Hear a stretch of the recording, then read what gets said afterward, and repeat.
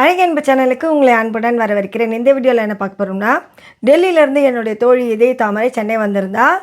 2 பேருக்கும் புடவை மட்டும் ஒற்றுமை இல்லை, 2 பேருக்கும் ஒரு ஒற்றுமை இருந்தது. என்னென்னா, 2 பேருக்குமே உடம்பு சரியில்லை. எங்கள் பசங்களாம் உடம்பு சரியில்லாத மாதிரியா இருக்கீங்க அப்படின்னு கிண்டல் கேலி பண்ணாங்க. இந்த புடவை என்னுடைய தோழியோட அன்பளிப்பு தான். அவள் பல மாதங்களுக்கு முன்பே எனக்கு எடுத்து அனுப்பிடுவா. ப்ளவுஸ் மட்டும் ரெடி பண்ணி வச்சுக்கோ, எப்போ நம்ம மீட் பண்ணுறோமோ அப்போ நம்ம ஒரே சாரியில் வீடியோ போடலாம் அப்படின்னு சொல்லுவாள். அவள் வந்த பிறகு முதல்ல நாங்கள் பெசன்ட் நகர் சர்ச்சுக்கு தான் போயிருந்தோம். நாங்கள் இறங்கின அந்த நிமிஷமே மழை சாரலாக பெய்ய ஆரம்பிச்சிது. எங்கள் 2 பேருக்குமே உடம்பு சரியில்லை. ஆசீர்வாதமாக வந்து தொட்டுட்டு போனதுக்காக நன்றி அப்படின்னு சொல்லி அதிகமாக மழை பெய்யக்கூடாதுன்னு வேண்டிக்கிட்டோம். ஃபன்னாக ஒரு டான்ஸ் போட்டதில் ரொம்ப களைப்பாகி டீ ஆர்டர் பண்ணி அங்கேயே குடிச்சிட்டு வந்தோம். ஓராண்டுக்கு மேலே கடந்து விட்டது. இந்த கடற்கரை பக்கமே நான் போகிறதே இல்லை. சிலுன்னு காற்று வேறு அதிகமாக இருந்தது. எல்லா இடங்கள்லையும் கொஞ்சம் நேரம் தான் நாங்கள் ஸ்பெண்ட் பண்ணியிருந்தோம். ஒரு நிலத்தில் நிறைய விதைகளை நம்ம தூவி விடுவோம். அதில் நல்ல விளைச்சல சில விதைகள் தரும். அது அந்த நேரத்துக்கு நம்ம ரொம்ப பயன்படும். அது நமக்கு பெரிய சந்தோஷத்தெல்லாம் கொடுக்காது. பெசன்ட் நகர் அஷ்டலக்ஷ்மி கோயில் எங்கள் பின்னால் இருக்குது. முளைக்கவே முளைக்காது அப்படின்னு சில விதைகளை நம்ம நினைப்போம். அது ஒரு காலகட்டத்தில் சரியான நேரத்தில் அது முளைச்சி நல்ல விளைச்சலை கொடுத்து நமக்கு தேவையான போது பெரும் பயனை தரும். அது போல தான் சில நட்புகளும் சில உறவுகளும்.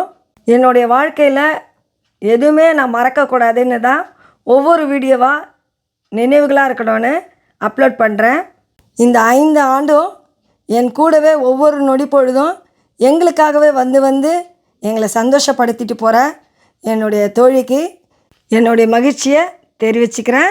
நம்ம எவ்வளவுதான் மகிழ்ச்சியாக வெளியே சுற்றிட்டு வந்தாலும் ஒரு வெறுமைக்குள்ளே வந்து நம்ம மனசை அடங்கிடும்.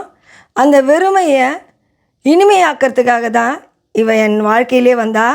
அவள் சென்னைக்கு எப்போ வந்தாலும் எந்த மாதம் நாங்கள் 2 பேரும் சந்தித்தாலும் அப்போ நிச்சயமாக மழை பெய்யும். இந்த இயற்கை கூட எங்களை நேசிக்குது. எல்லாருக்கும் பிடிச்ச மாதிரி நம்ம வாழ முடியாது. ஆனால் சில நேரங்களில் வாயை பொத்திக்கிட்டோம், காதை பொத்திக்கிட்டோம், கண்ணை பொத்திக்கிட்டும் இருக்கணும்.